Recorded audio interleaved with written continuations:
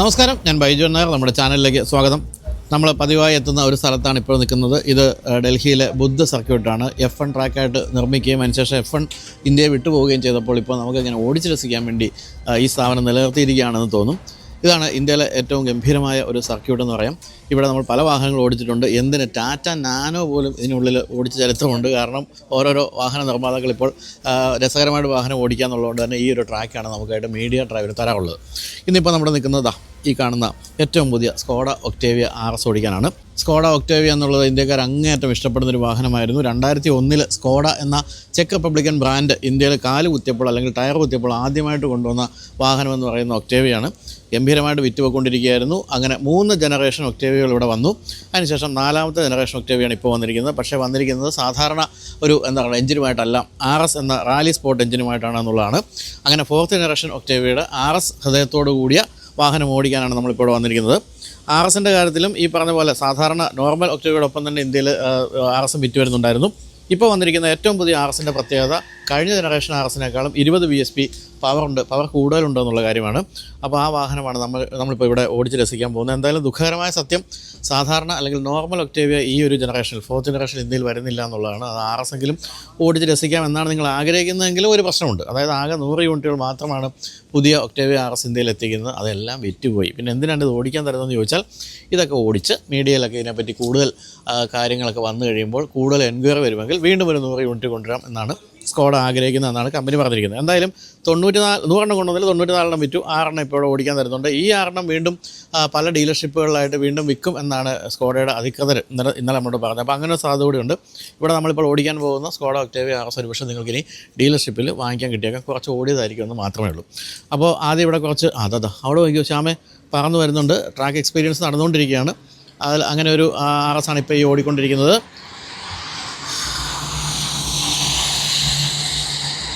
നമുക്കിപ്പോൾ ഒരു ബ്രീഫിംഗ് ഒക്കെ കഴിഞ്ഞ ശേഷം നമുക്ക് ഓടിക്കാൻ തരും. അതിനുശേഷം ഒരു വോക്ക് റൗണ്ടും അതൊക്കെയാണ് ഇന്നിവിടെ പ്ലാൻ ചെയ്തിരിക്കുന്നത്. നല്ലൊരു സാധാരണ രീതിയിലുള്ള ഒരു മീഡിയ ഡ്രൈവ് അല്ല ഇന്ന് സ്കോഡ ഒക്ടേവിയ RSൻ്റെ കാര്യത്തിൽ നമ്മളെ കാത്തിരിക്കുന്നത്. അപ്പോൾ എല്ലാവർക്കും ഏറ്റവും പുതിയ സ്കോഡ ഒക്ടേവിയ RSൻ്റെ ഡ്രൈവിലേക്ക് സ്വാഗതം.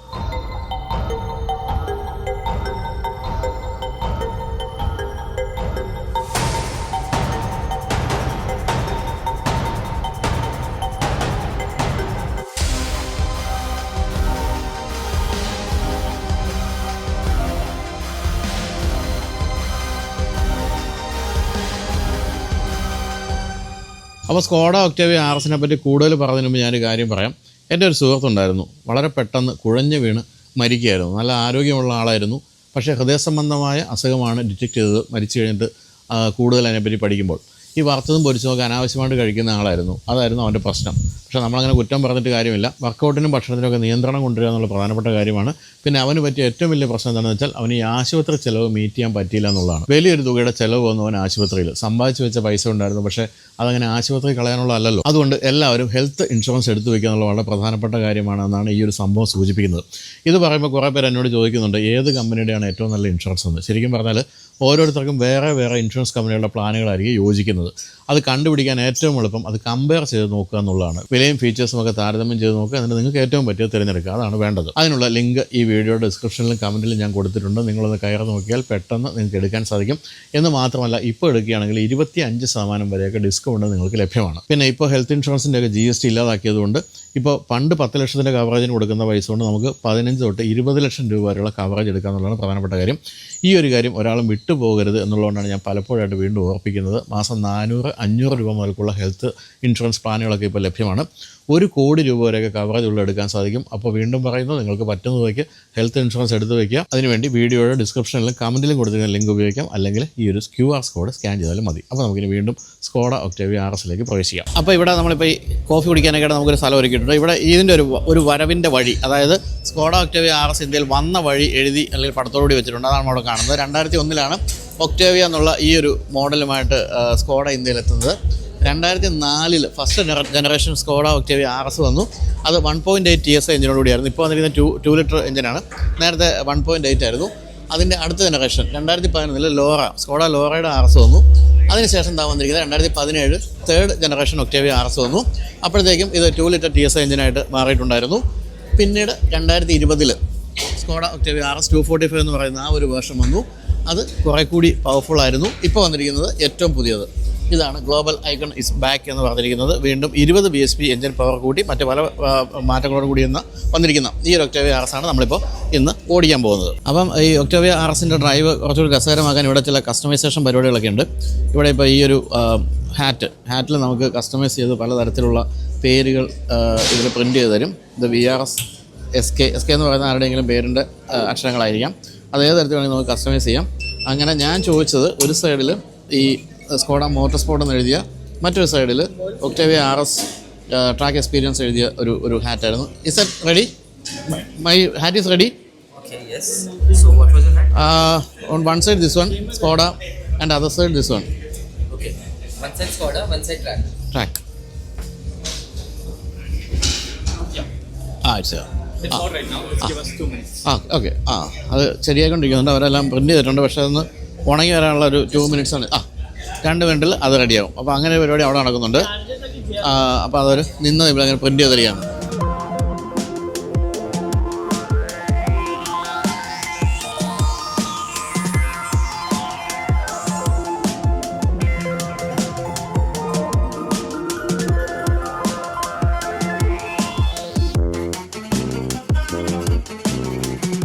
Thank you. അപ്പോൾ ഇതാണ് നമ്മൾ ചോദിച്ച ആ ഒരു ഹാറ്റ്. ഇവിടെ തകർപ്പനാട്ടോ, നല്ല ക്വാളിറ്റിയുള്ള ഹാറ്റാണ്. അപ്പോൾ ഇനി നമുക്ക് ട്രാക്ക് എക്സ്പീരിയൻസിന് മുന്നോടിയായിട്ടുള്ള ഇവിടുത്തെ ബ്രീഫിങ്ങിലേക്ക് പോകാം.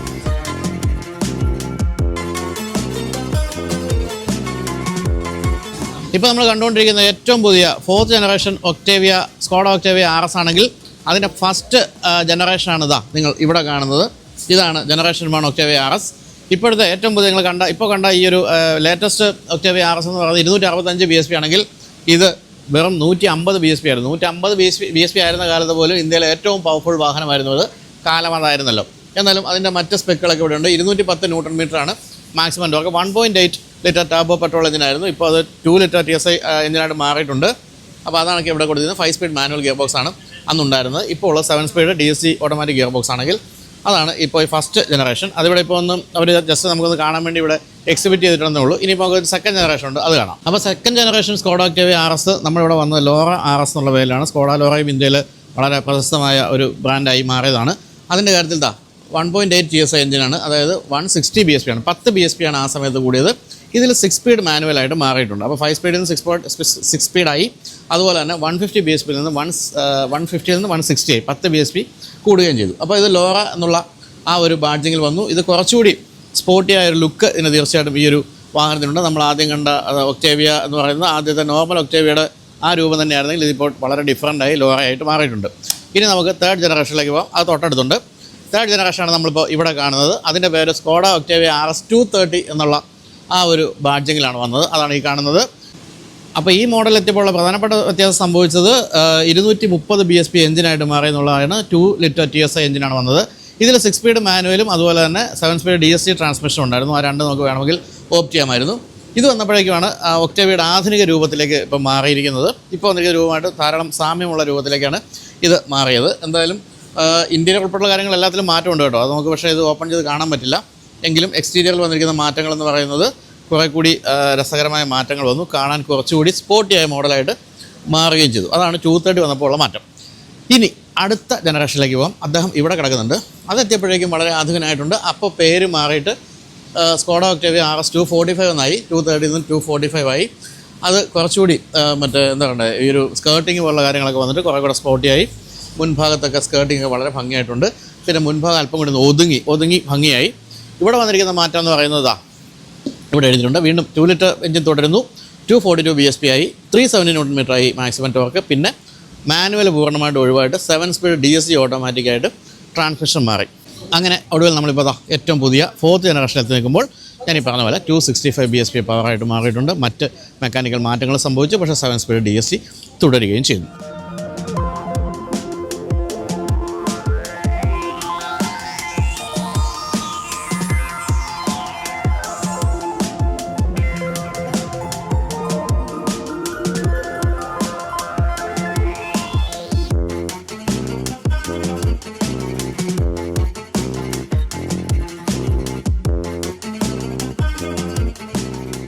അപ്പോൾ ഇതാണ് നമ്മൾ ഇത്ര നേരം പറഞ്ഞുകൊണ്ടിരുന്ന ഏറ്റവും പുതിയ സ്കോഡ ഒക്ടേവിയ RS. 50 വർഷമായി ലോകവ്യാപകമായി നോക്കുകയാണെങ്കിൽ RS ലോകത്തിലേക്ക് പ്രത്യക്ഷപ്പെട്ടിട്ട് ഇതുവരെ 3.5 ലക്ഷം സ്കോഡ ഒക്ടേവിയ RSകൾ വിറ്റഴിഞ്ഞു കഴിഞ്ഞു. RS 130 എന്നുള്ള ബാഡ്ജിങ്ങിൽ 50 വർഷം മുമ്പ് വരികയും പിന്നീട് 3.5 ലക്ഷം RSകൾ വിറ്റഴിക്കുകയും ചെയ്ത ചരിത്രമാണ് ഈ സ്കോഡ ഒക്ടേവിയ RSന് പറയാനുള്ളത്. അപ്പോൾ ഈ കാണുന്ന വാഹനമാണ് ഇപ്പോൾ ഏറ്റവും പുതുതായിട്ട് 4th ജനറേഷനിൽ വന്നിരിക്കുന്നത്. ഇതിൻ്റെ പ്രത്യേകത എന്ന് പറയുന്നത് ഇതിൽ പറഞ്ഞ പോലെ കുറേ കാര്യങ്ങൾ പുതുതായിട്ട് ആഡ് ചെയ്ത് വന്നിട്ടുണ്ട്. അതായത് നമ്മൾ നോർമൽ ഒക്ടേവിയ ആയിട്ട് കമ്പയർ ചെയ്യുമ്പോൾ ധാരാളം കാര്യങ്ങൾ ആഡ് ചെയ്ത് വന്നിട്ടുണ്ട്. നോർമൽ ഒക്ടേവിയ ഇന്ത്യ വിട്ടുപോയത് 2023-ലാണ്. അതിനുശേഷം ഇതുവരെ തിരിച്ചെത്തിയിട്ടില്ല. ഇപ്പോൾ തിരിച്ചു വരുന്നത് ആകെ 100 യൂണിറ്റുകളുമായിട്ട് ഈ ഒരു RS എന്നുള്ള ഈ ഒരു വേർഷനിലാണെന്ന് മാത്രമേ ഉള്ളൂ. മുൻഭാഗത്ത് പക്ക സ്കോഡയുടെ അതേ ഏത് തരത്തിലും ഏത് ഇരുട്ടത്തും തിരിച്ചറിയാവുന്ന രീതിയിൽ സ്കോഡയുടെ അതേ മുൻഭാഗം തന്നെ പറയാം. അത് ആ ഗ്രില്ലാണ് ആ ഒരു ഒക്ടേവിയ അല്ലെങ്കിൽ സ്കോഡ എന്നുള്ള ആ ഒരു പേരിനെ നിർണ്ണയിക്കുന്നത് കാണാം. അതുപോലെ വളരെ ഗംഭീരമായ ഹെഡ്ലാമ്പുകളാണ്. ഹെഡ്ലാമ്പുകളുടെ 2 എലമെൻറ്റുകളും അതോടൊപ്പം തന്നെ ആ ഒരു ഡേറ്റ റണ്ണിങ് ലാമ്പും DRL അത് വളരെ ഗംഭീരമായിട്ടുണ്ട്. അതുപോലെ താഴെയായിട്ട് ഈ ഒരു പിയാനോ ബ്ലാക്ക് ഫിനിഷുള്ള ഒരു ലോവർ ഭാഗം കാണാം. അതുപോലെ തന്നെ വലിയ എയർ ഡാം കൊടുത്തിട്ടുണ്ട്. എന്തായാലും നമ്മൾ ആദ്യകാലത്ത് കണ്ട ഒക്ടേവിയ എന്നൊക്കെ പാടെ മാറിയിട്ടുണ്ട്. ആദ്യകാലത്ത് നല്ല പിന്നീട് വന്ന ലോറയുമായിട്ടാണ് ഇപ്പോൾ കുറച്ചെങ്കിലുമൊക്കെ സാമ്യം നമുക്ക് ഒക്ടേവിയയുടെ കാര്യത്തിൽ പറയാവുന്നത്. അതാണ് നമ്മളിപ്പോൾ കണ്ടുകൊണ്ടിരിക്കുന്നത്. അതുപോലെ തന്നെ ഏറ്റവും പുതിയ സ്കോഡ ലോഗോയും അതുപോലെ വളരെ പവർഫുൾ ആയിട്ടുള്ള ബോണറ്റ് ലൈനുകളും ഒക്കെ നമുക്ക് ഇവിടെ കാണാം. ഇവിടെ എയർ ഫ്ലോ സാധ്യമാക്കുന്ന രീതിയിൽ എയർ കർട്ടൻ കൊടുത്തിരിക്കുന്നു. അത് വീലുകളിലേക്ക് കടന്നുപോയി എയറോ ഡൈനാമികത വർദ്ധിപ്പിക്കുന്നുള്ള കാര്യത്തിൽ സംശയമില്ല. 128 മില്ലിമീറ്ററാണ് ഇതിൻ്റെ ഗ്രൗണ്ട് ക്ലിയറൻസ്. എന്ന് പറഞ്ഞാൽ ഇതൊരു റാലി സ്പോർട്ട് എഡിഷൻ ആയതുകൊണ്ട് തന്നെ അത്രയധികം ഗ്രൗണ്ട് ക്ലിയറൻസ് പ്രതീക്ഷിക്കേണ്ട. അല്ലെങ്കിൽ ഇപ്പോൾ മോശമല്ല, ഇന്ത്യയിൽ ഓടിച്ചു നടക്കാൻ പറ്റുന്ന ഒരു ഗ്രൗണ്ട് ക്ലിയറൻസ് ഉണ്ട് എന്ന് മാത്രമേ പറയാനുള്ളൂ. സൈഡ് പ്രൊഫൈലിലേക്ക് വരുമ്പോൾ പ്രധാനമായിട്ടും നമ്മൾ കാണുന്ന എയറോ വീലുകളാണ്. അതും ഈ പറഞ്ഞ എയറോ ഡൈനാമികത വർദ്ധിപ്പിക്കുന്നു. നമ്മളെപ്പോഴും അത് EVകളിലാണ് കണ്ടിരിക്കുന്നതെങ്കിൽ അതിപ്പോൾ ഇതിൽ വന്നിരിക്കുന്നു. 19 ഇഞ്ച് ടയേഴ്സാണ് കൊടുത്തിരിക്കുന്നത്. സൈഡ് പ്രൊഫൈലാണെങ്കിലും പക്ക സ്കോഡ എന്ന് തന്നെയാണ് പറയുന്നത്. സ്കോഡയുടെ എല്ലാ ഭംഗിയും എലമെൻസും എല്ലാം തന്നെ നമുക്കതിൽ കൃത്യമായിട്ട് കാണാം. വളരെ ശക്തമായ ബോഡി ലൈനുകൾ, ബെൽറ്റ് ലൈൻ, അത്തരം കാര്യങ്ങളും അതുപോലെ തന്നെ സൈഡ് വ്യൂ മിറേഴ്സിനൊക്കെ ബ്ലാക്ക് ഫിനിഷും അതിൽ ടേൺ ഇൻഡിക്കേറ്റേഴ്സും കൊടുത്തിട്ടുണ്ട്. ഏറ്റവും താഴെയായിട്ട് ആ സ്കേർട്ടിങ് പോലെ കാണുന്നൊരു ഭാഗമാണ് അത്. അതുകൊണ്ടാണ് 128 മില്ലിമീറ്ററിൽ ഗ്രൗണ്ട് ക്ലിയറൻസ് നിന്ന് പോയത് എന്നാണ് പറയേണ്ടത്. പണ്ട് തൊട്ടേ ഏറ്റവും അധികം ബൂട്ട് സ്പേസ് ഉള്ളൊരു വാഹനമാണ് സ്കോഡ ഒക്ടേവിയ. സ്കോഡ ഒക്ടേവിയ അത് എനിക്കിപ്പോഴും ഓർമ്മയുണ്ട്. പണ്ട് നമ്മുടെ നടൻ ദിലീപ് ആദ്യകാലത്ത് ഒക്ടേവിയ എടുത്ത കാലത്ത് എന്നോട് പറഞ്ഞിട്ടുണ്ടായിരുന്നു. അതിൻ്റെ ബാക്കിൽ കിടക്ക വിരിച്ച് സുഖമായി ഉറങ്ങിയാണ് അദ്ദേഹം ഷൂട്ട് കഴിഞ്ഞൊക്കെ വരാറുള്ളത്. അത്രയധികം സ്പേസ് പിൻഭാഗത്തുണ്ട്. അത് തന്നെയാണ് ഇപ്പോഴും നിലനിർത്തിയിരിക്കുന്നത്. തന്നെയല്ല ഒരു കൂപ്പേ സ്റ്റൈൽ ഡിസൈൻ അങ്ങനെ പിന്നിലേക്ക് വരുന്നു. വളരെ വിശാലമായ ബൂട്ടിലേക്കാണ് അത് അവസാനിക്കുന്നത്. പിൻഭാഗത്താണെങ്കിലും മനോഹരമായ ടെയിൽ ലാമ്പാണ് കൊടുത്തിരിക്കുന്നത്. VRS എന്നുള്ള ബാഡ്ജിങ് നമുക്കിവിടെ കാണാം. അതുപോലെ തന്നെ ഇവിടെ ഒരു ഇൻ്റഗ്രേറ്റഡ് സ്പോയിലർ ബ്ലാക്ക് ഫിനിഷ് അത് ഭംഗിയായിട്ടുണ്ട്.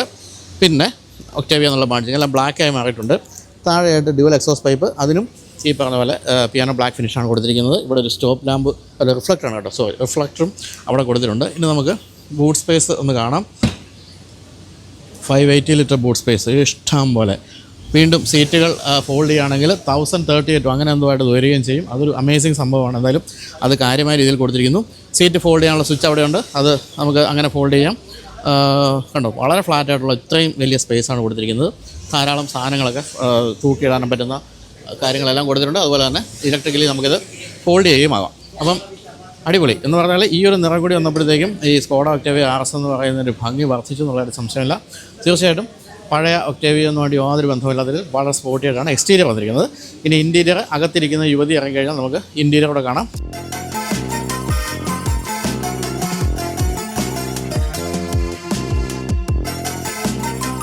അപ്പോൾ ഇതാണ് സ്കോഡ ഒക്ടേവിയ RSൻ്റെ ഇൻറ്റീരിയർ. പഴയ ഒക്ടേവിയയിൽ നിന്നൊക്കെ പാടെ മാറിയിട്ടുണ്ട്. എനിക്ക് ഓർമ്മയുണ്ട് ആദ്യകാലത്ത് നമ്മൾ ഒക്ടേവിയ കാണുമ്പോൾ തന്നെ ഇൻറ്റീരിയർ നമ്മളെ വല്ല വിസ്മയിപ്പിച്ചിരുന്നു. കാരണം സാധാരണ നമ്മൾ കണ്ടുവരുന്ന യൂറോപ്യൻ വാഹനങ്ങളിൽ നിന്നൊക്കെ വളരെ വ്യത്യസ്തമായിരുന്നു അതിൻ്റെ ഇൻറ്റീരിയർ. ഇപ്പോഴും വ്യത്യസ്തം നിലർത്തിയിട്ടുണ്ട്. പക്ഷേ ആദ്യത്തെ രീതിയൊന്നുമല്ല ഇപ്പോൾ നമ്മൾ കാണുന്നതെന്ന് മാത്രമേ ഉള്ളൂ. ഇപ്പോൾ നമ്മളൊന്ന് സ്റ്റാർട്ടായിപ്പോയി അല്ലേ, അവിടെ ഓക്കെ. VRS എന്നുള്ള ബാഡ്ജിങ് നമ്മൾ സ്റ്റാർട്ട് ചെയ്യുമ്പോൾ കാണുന്നുണ്ട്. പിന്നെ ഈ ഒരു സ്ക്രീൻ ഇത് തന്നെയാണ് മുൻഭാഗം നമ്മൾ പ്രധാനമായിട്ടും കാണുന്നത്. ഇതൊരു 13 ഇഞ്ചിൻ്റെ വലിയ സ്ക്രീനാണ്. ഇതിൽ അത്യാവശ്യം വേണ്ട എല്ലാ കാര്യങ്ങളും അതുപോലെ ഫങ്ഷൻസ് എല്ലാം അതിലാണ് കൊടുത്തിരിക്കുന്നത്. ഇതിൽ നമുക്കിപ്പം ഫിസിക്കൽ സ്വിച്ചുകൾ എന്ന് പറയുന്നത് ഈ താഴെ കാണുന്ന എല്ലാമാണ്. ഈ താഴെ കാണുന്ന ഇവിടെ ഈ ഒരു സിസ്റ്റം ഓഫ് ചെയ്യാനുള്ള സ്വിച്ചും അതുപോലെ വോളിയം കൺട്രോളൊക്കെ ഇവിടെ കൊടുത്തിട്ടുണ്ട്. ഇവിടെ നമ്മൾ കാണുന്നത് കുറച്ച് അഡീഷണൽ സ്വിച്ചുകളൊക്കെയാണ്. അതിൽ ക്ലൈമറ്റ് കൺട്രോളാണ് പ്രധാനമായിട്ടും നമ്മൾ കാണുന്നത്. അതിൻ്റെ താഴെയായിട്ടാണ് AC വെൻറ്റ് കൊടുത്തിരിക്കുന്നത്. ഒരു പ്രത്യേകതയാണ്. സാധാരണ എപ്പോഴും മേൽഭാഗത്താണെങ്കിൽ ഈ AC വെൻറ്റ് താഴെ കൊടുത്തിരിക്കുന്നത്. പക്ഷേ അവിടെ നമ്മൾ കാണുന്ന മേൽഭാഗത്ത് തന്നെയാണ്.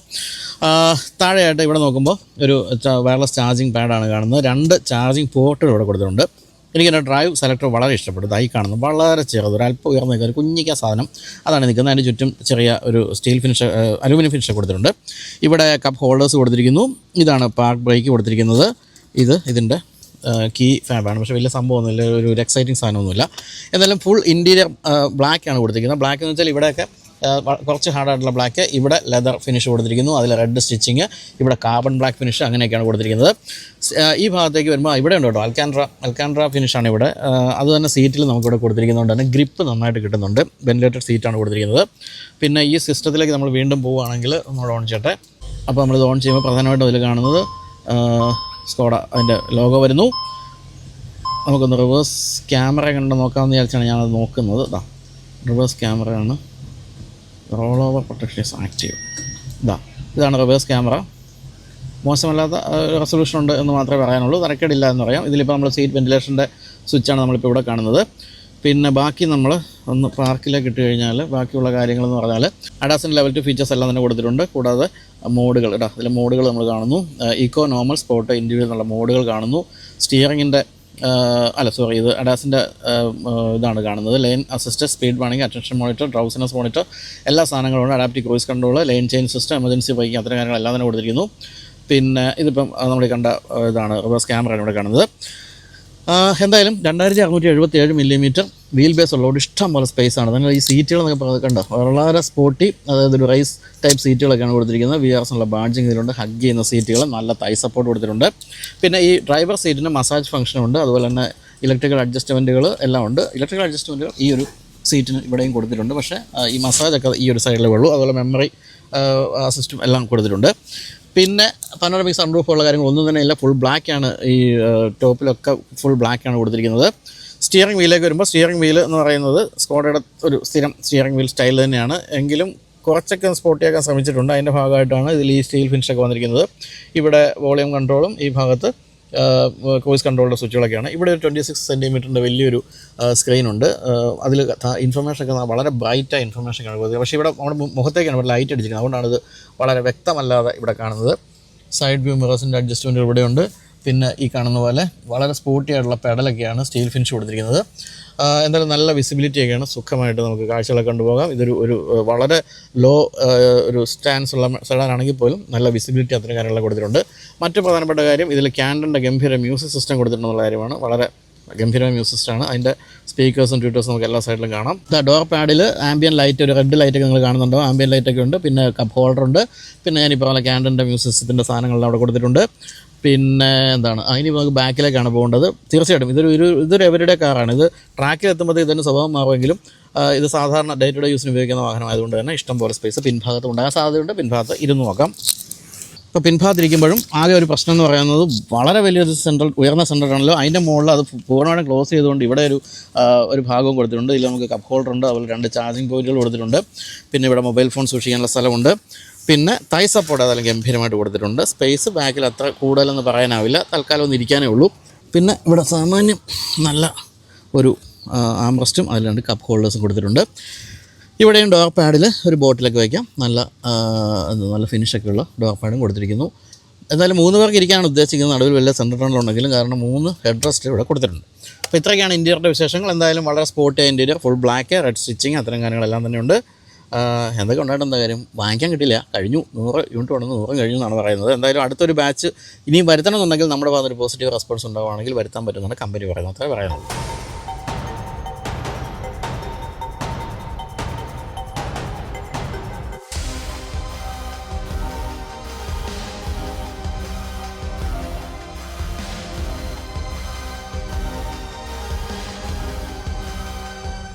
അപ്പോൾ നമ്മൾ ട്രാക്ക് എക്സ്പീരിയൻസ് പോവുകയാണ്. അതിന് മുമ്പ് ജസ്റ്റ് നമുക്കൊരു ചെറിയ ട്രെയിനിങ് ആവശ്യമാണല്ലോ. അതിന് അദ്ദേഹം നമ്മളെ കൊണ്ടുപോവാണ്. ശ്യാമിനും അകത്തിരിക്കാം. ശ്യാമേ വരൂ.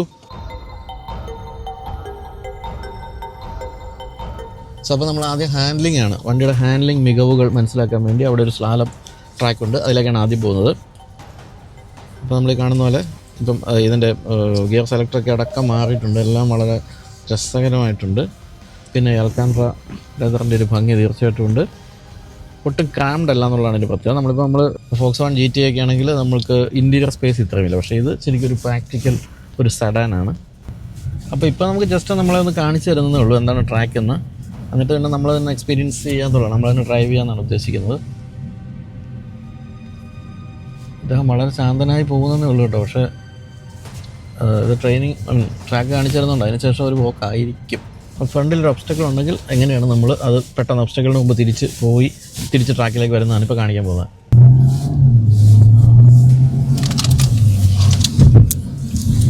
വാവ്, ഭയങ്കര കോൺഫിഡൻസ് ആണ്. അടുത്ത ട്രാക്കിൽ നമ്മൾ എത്തുകയാണ്. സാധനം ഓക്കെ, സ്ലാലം ട്രാക്കാണ്. നമ്മൾ ഈ കോണുകൾക്കിടയിലൂടെ അതിൻ്റെ ആ ഒരു സ്റ്റിയറിങ്ങിൻ്റെ ഫീലൊക്കെ കിട്ടാൻ വേണ്ടിയുള്ള പരിപാടി.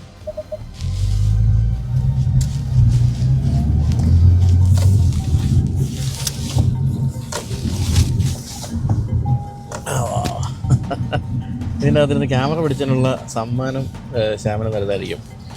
വളരെ പതുക്കെ ഓടിച്ച് കാണിച്ചു. ഇനി ഇതെല്ലാം നമ്മൾ തന്നെ വളരെ സ്പീഡിൽ ഓടിക്കുക എന്നുള്ളതാണ് ഇപ്പോൾ അവിടെ പ്രതീക്ഷിക്കുന്നത്. അത് നോക്കാൻ എത്രത്തോളം പറ്റുമെന്ന്. സോ ഇത് നമ്മളിപ്പം ഔട്ടായി, ഇതിൽ നിന്നും ട്രാക്കിൽ നിന്നും.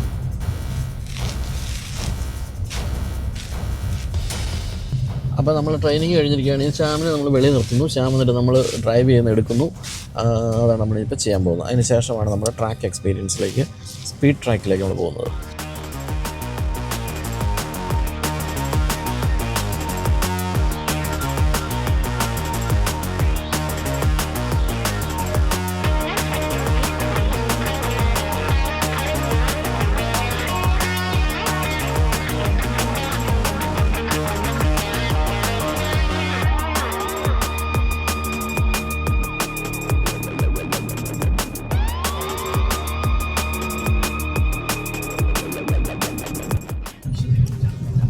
അപ്പോൾ നമ്മൾ ഇവിടുത്തെ ഹാൻഡ്ലിങ് എക്സ്പീരിയൻസ് കഴിഞ്ഞു. ഇനി ട്രാക്കിലേക്ക്, സ്പീഡ് ട്രാക്കിലേക്ക് നമ്മൾ പോവുകയാണ്, F1 ട്രാക്കിലേക്ക്. അവിടെ വെച്ച് ഇനി ഇതിൻ്റെ മാക്സിമം സ്പീഡൊക്കെ ടെസ്റ്റ് ചെയ്യുക. Cornering ability, straight line ability, അത്തരം കാര്യങ്ങളൊക്കെ ആയിരിക്കും നമ്മുടെ ട്രാക്കിൽ. പക്ഷേ അതിന് മുമ്പ് ഹെൽമെറ്റ് വെക്കണം. ഹെൽമെറ്റ് വയ്ക്കാതെ ട്രാക്കിൽ കയറ്റില്ല. തന്നെയല്ല ഈ മഞ്ഞ ബാഡ്ജ്, ഈ ഒരു സാധനം വേണം അവിടെ. അതിന് മുമ്പ് നമ്മൾ 2-3 ഫോമുകളൊക്കെ സൈൻ ചെയ്ത് ഒക്കെ കൊടുത്തിട്ടൊക്കെയാണ് നമുക്ക് ഈ ഒരു ബാഡ്ജ് തരുന്നത്.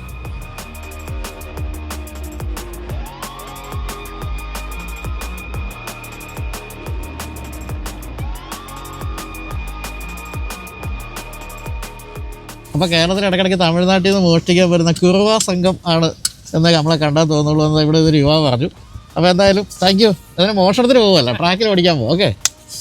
അപ്പോൾ നമ്മൾ 265 bhp പവറുള്ള 2 ലിറ്റർ TSI പെട്രോൾ ഇതിനോട് കൂടിയ സ്കോഡ ഒക്ടേവിയ RS ഓടിച്ചു തുടങ്ങിയാണ്.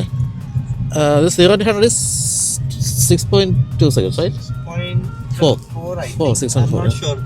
I think it's 6.4 seconds ആണ് 100 കിലോമീറ്റർ വേഗം എടുക്കാൻ. ഈ എൻജിൻ സ്പെക്ക് എന്നൊക്കെ പറയുന്നത് നമ്മൾ ഇപ്പോൾ അടുത്ത കാലത്ത് തന്നെ Volkswagen GTയുടെ സ്പെക്ക് തന്നെയാണ്. പക്ഷേ ഈ വാഹനത്തിന് കുറച്ചുകൂടി നീളവും കുറച്ചുകൂടി ഗ്രൗണ്ട് ക്ലിയറൻസ് കുറവായതുകൊണ്ട് കുറേ കൂടി ഹാൻഡ്ലിങ് മികവും ഗ്രിപ്പിൻ്റെ പോകും കിട്ടും. പിന്നെ 10 എയർ ബാഗ്സ്, പിന്നെ അഡാസിൻ്റെ ഫീച്ചേഴ്സ്, അത്തരം സാധനങ്ങളെല്ലാം തന്നെ ഉണ്ട്. വളരെ പെർഫെക്റ്റ് ആണ് അത്തരം കാര്യങ്ങൾ. Shall we go?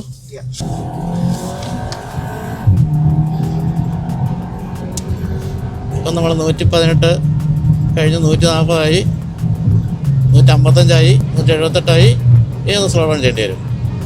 ബിക്കോസ് വളരെ വലിയ ടേൺ വരികയാണ്. So we just braked. പിന്നെ അല്ല പുറകിൽ ശ്യാം ഇരുന്ന് ക്യാമറ പിടിക്കുന്നതുകൊണ്ട് കൂടി നമുക്ക് ഒരു പരിധിക്കപ്പുറത്തേക്ക് ശ്യാമിനെ ബുദ്ധിമുട്ടിക്കാൻ പറ്റാത്തതുകൊണ്ട് കൂടിയാണത്. ആ ഗിയർ ഷിഫ്റ്റ് എന്ന 7 സ്പീഡ് DSG ഗംഭീര ഷിഫ്റ്റാണ്. തന്നെയല്ല ഇതിന് നല്ലൊരു എക്സോസ്റ്റ് നോട്ടുണ്ട്. അതുകൊണ്ട് ഇപ്പോൾ നമുക്ക് അധികം അനുഭവിക്കാൻ കഴിയില്ലെങ്കിലും വെളിയിൽ നിന്ന് നമുക്ക് എക്സോസ്റ്റ് നോട്ടും കൂടി അനുഭവിക്കാൻ കഴിയേണ്ടതാണ്. അത് ഗംഭീരമായിട്ടാണ് അത്.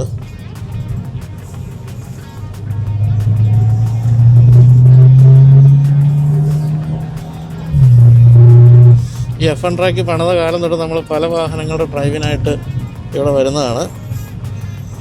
ഞാൻ പറഞ്ഞത് നമുക്ക് ടാറ്റ നാനോ പോലും നമുക്ക് ഇതിനകത്ത് ഓടിക്കാൻ കിട്ടിയിട്ടുണ്ട്.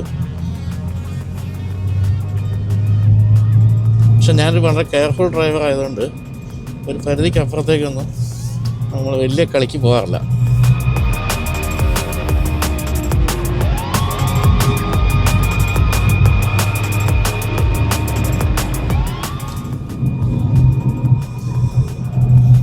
അത് വേറൊരു കാര്യം, നമ്മൾ ഇത്തരം ട്രാക്കിൽ ഓടിക്കുമ്പോൾ ബ്രേക്കിംഗ് എന്ന് പറയുന്നത് നമ്മളങ്ങനെ വലിയ കാര്യമായിട്ടൊന്നും പ്രയോഗിക്കേണ്ടല്ല. നമ്മൾ വളവുകൾ മുൻകൂട്ടി കാണുകയും ഡൗൺ ചെയ്യുകയും വളവുകൾ എൻജോയ് ചെയ്തിരിക്കുകയാണ് വേണ്ടത്, അധികം ബ്രേക്ക് ചെയ്യാതെ.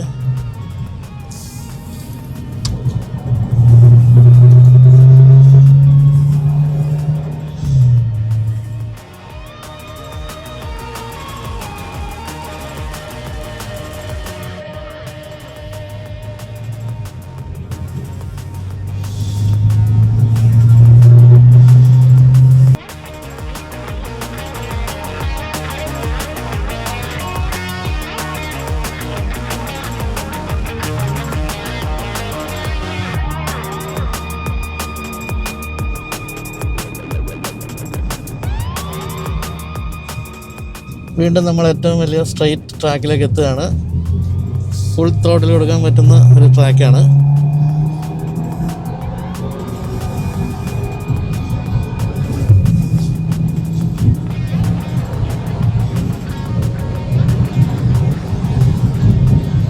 മൊത്തമാണ് നമ്മൾ 191 199 എടുത്തു.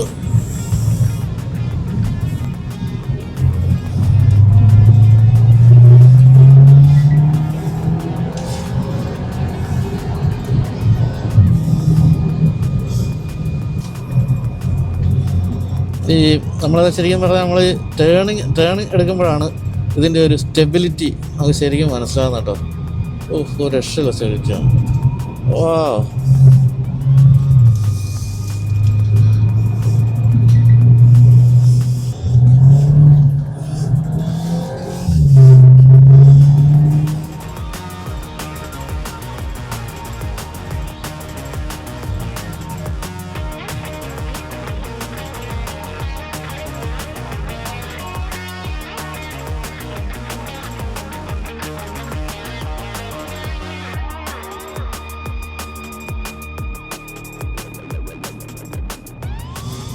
ഈ ഒരു സ്ഥലത്താണ് ഇത് ഓവർ സ്റ്റിയർ ചെയ്യാവുന്നൊരു സ്ഥലം. അങ്ങനത്തെ ഒരു വളവായത്. നേരത്തെ ചെറുതായിട്ട് എൻ്റെ കയ്യിൽ നിന്ന് പോകുമെന്ന് തോന്നി, പക്ഷേ തിരിച്ചു പിടിച്ചു. Again we are in the main listing. So we have completed 3 lap, right? Yeah. അപ്പോൾ നമ്മുടെ 4ാമത്തെ ലാപ്പും തീരുകയാണ്. അപ്പോൾ നമ്മുടെ നിരഞ്ജനാണ് നമ്മുടെ ഉണ്ടായിരുന്നത്. അപ്പോൾ മോശമല്ലാതെ 193 വരെ മറ്റും എത്തി. 220 വരെ എടുക്കാൻ പറ്റുമെന്നാണ് നിരഞ്ജൻ പറഞ്ഞത്. എന്തായാലും ഞാൻ 220 എത്തിയില്ല, 193 അവസാനിച്ചു. പക്ഷേ ആ സ്പീഡ് എടുക്കുക എന്നുള്ളതല്ല, സ്പീഡിന് ആനുപാതികമായിട്ടുള്ള ഹാൻഡ്ലിംഗ് മികവ്, അതാണ് നമ്മളിതിനെ ഇഷ്ടപ്പെട്ടു പോകുന്നൊരു ഘടകം. നമ്മുടെ കൈക്കകത്ത് അങ്ങനെ നിൽക്കുകയാണ്. കോർണറിങ് എബിലിറ്റി ആയാലും സ്ട്രൈറ്റ് ലൈൻ എബിലിറ്റി ആയാലും എല്ലാം പക്ക. എന്തായാലും അത് തന്നെയാണ് ഈ ഒരു RS എന്ന് പറയുന്ന ഈ ഒരു സെഗ്മെൻറ്റിനെ ആൾക്കാർ അത്ര ഇഷ്ടപ്പെടുന്നത് ഇതിൻ്റെ അത്തരം കാര്യങ്ങൾ കൊണ്ടാണ്. കൂടാതെ എല്ലാ തരത്തിലുള്ള ഫീച്ചേഴ്സ് ആയാലും കണക്ടിവിറ്റി ഫീച്ചേഴ്സ്, സേഫ്റ്റി ഫീച്ചേഴ്സ് എല്ലാം ഗംഭീരമാണ്. അപ്പോൾ നമ്മൾ തിരിച്ച് ട്രാക്ക് വിടുന്നു. ഇനി ഇതുവഴി നമ്മൾ നേരെ അവിടെ കൊണ്ടുപോയി നിർത്തി പരിപാടി അവസാനിപ്പിക്കാൻ പോകണം.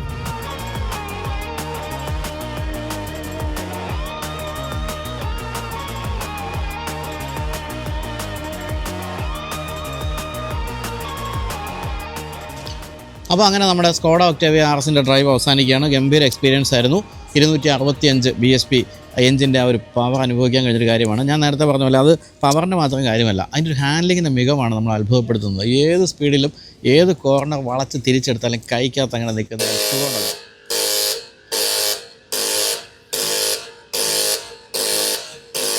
ഇതിവിടെ പുതിയ ലാപ്പ് ആരംഭിക്കുന്നതിന് മുന്നോടിയായിട്ടുള്ള ഒരു ഒച്ചപ്പാടാട്ടോ, ഒന്നും വിചാരിക്കരുത്.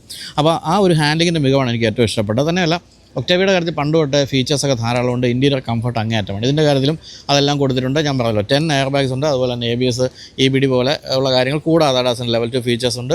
പിന്നെ 6.4 സെക്കൻഡ്സ് കൊണ്ട് 100 കിലോമീറ്റർ വേഗം എടുക്കുകയും ചെയ്യാം. അപ്പോൾ ഇതൊക്കെ പറഞ്ഞ് സാധാരണ ഇതിൽ നമ്മളിപ്പോൾ ഒരു വീഡിയോ അവസാനിക്കുമ്പോൾ പറയുന്നത് എന്നാൽ പിന്നെ ഇനി നിങ്ങൾ നേരെ പൊക്കോ, ഡീലർഷിപ്പിൽ ഈ വാഹനം എത്തിയിട്ടുണ്ട് ചെന്ന് ബുക്ക് ചെയ്തെന്നൊക്കെ അറിയാം. ഇതൊന്നും പറ്റില്ല. ഇത് കാരണം 100 യൂണിറ്റ് കൊണ്ടുവന്നു, 100 യൂണിറ്റ് വിറ്റുപോയി. അതിൽ 96 ആയിരിക്കും വിറ്റെന്നു, അല്ല 94 ആയിരിക്കും വിറ്റത്. 6 ഇവിടെ ഉണ്ട്. ഇതിന് ഡീലർഷിപ്പിൽ എത്തുമ്പോൾ ഇവർ വിൽക്കുന്നുണ്ടോ എന്ന് എനിക്ക് അറിഞ്ഞുകൂടെ. എന്തായാലും ഇതെല്ലാം നിങ്ങൾ കാണുന്ന പോലെ എല്ലാം രജിസ്റ്റേർഡാണ്. അപ്പോൾ അതുകൊണ്ട് തന്നെ ഇനിയിപ്പം നിങ്ങൾ വാങ്ങിക്കുകയാണെങ്കിൽ സെക്കൻഡ് ഹാൻഡ് കാറായിട്ടായിരിക്കും ഇത് വാങ്ങിക്കാൻ സാധിക്കുന്നത്.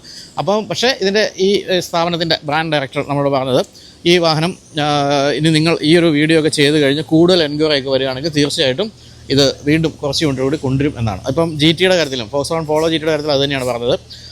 അതും ഈ ഗോൾഫ് GTയുടെ പോളോ അല്ല, ഗോൾഫ് GTയുടെ കാര്യത്തിൽ അത് തന്നെയാണ് പറഞ്ഞത്. നിങ്ങൾക്ക് കൂടുതൽ ആവശ്യക്കാരുണ്ടെങ്കിൽ കുറച്ച് യൂണിറ്റ് കൊണ്ടുവരുന്നത്. അത് 100 യൂണിറ്റാണ് കൊണ്ടുവന്നത്. അപ്പോൾ അങ്ങനെ എല്ലാവരും ഒന്ന് ആവശ്യപ്പെട്ട് അത് വീണ്ടും വന്നേക്കാം. 50 ലക്ഷം രൂപ ആണ് ഇതിൻ്റെ വില എന്ന് പറയുന്നത്. ഒട്ടും മോശമല്ല. 50 ലക്ഷം രൂപയ്ക്ക് പക്ഷേ നിങ്ങൾക്ക് കിട്ടാൻ പോകുന്ന BMW, ബെൻസോ, ഓഡിയോ ഒന്നും അല്ല എന്നൊരു കാര്യം കൂടെയുണ്ട്. പക്ഷേ സ്കോഡ ഒക്ടേവിയ RS എന്ന് പറയുന്ന ബ്രാൻഡിന് അതിനോടൊക്കെ ഒപ്പം നിൽക്കുന്ന ആ ഒരു പേരുണ്ട് എന്നുള്ളത് കാര്യത്തിൽ യാതൊരു സംശയമില്ല. നിങ്ങളിപ്പം ബെൻസും BMW ഒക്കെ ഇഷ്ടംപോലെ വാങ്ങിക്കാൻ കിട്ടും. പക്ഷേ ഈ സാധനം 100 കൊണ്ടുവരുന്നത് അവിടെ വളരെ കുറച്ചേ വാങ്ങിക്കാൻ സാധിക്കുകയുള്ളൂ. എന്തായാലും പഴയ ഒക്ടേവിയ RSൽ നിന്നും വലിയൊരു മാറ്റമാണ് ഇപ്പോൾ സംഭവിച്ചിരിക്കുന്നത്. അദ്ദേഹം നമ്മൾ കണ്ടല്ലോ, അതാണല്ലോ ഈ കിടക്കുന്നത്. ഇപ്പോൾ ഇതിൽ നിന്നും അതിലേക്കൊരു മാറ്റം എന്ന് പറയുന്നത് BSPയുടെ മാത്രം മാറ്റമല്ല, എഞ്ചിൻ പവറിൻ്റെ മാത്രം മാറ്റമല്ല, മൊത്തത്തിൽ സ്റ്റൈലിംഗ് ആയാലും അതുപോലെ ഫീച്ചേഴ്സ് ആയാലും എല്ലാം കാലാനുസൃതമായിട്ട് കാര്യമായ രീതിയിൽ മാറിയിട്ടുണ്ടെന്നുള്ളതാണ് ഏറ്റവും പുതിയ സ്കോഡ ഒക്ടേവിയ RSൻ്റെ പ്രത്യേകത. അപ്പോൾ എന്തായാലും വീഡിയോ അവസാനിക്കുന്നതിന് മുമ്പ് തുടക്കത്തിൽ പറഞ്ഞ ഹെൽത്ത് ഇൻഷുറൻസിനെ പറ്റി ഒന്നുകൂടെ ഓർപ്പിക്കുകയാണ്.